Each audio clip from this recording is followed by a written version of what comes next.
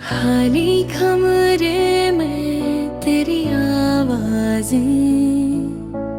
दीवारों से टुकरा कर लाताई।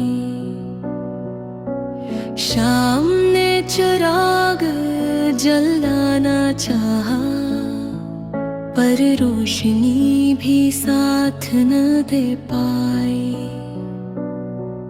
मैं हंसता रहा सब लोगों के बीच, अंदर से मगर टूटता ही गया। हर ख्वाब जो आँखों ने मांगा था,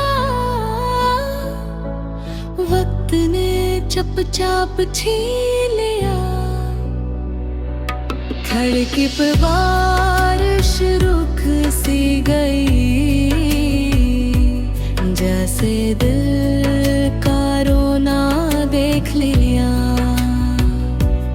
इस खाली कमरे इस उदास शाम ने मेरा सारा दर्द संभाल लिया।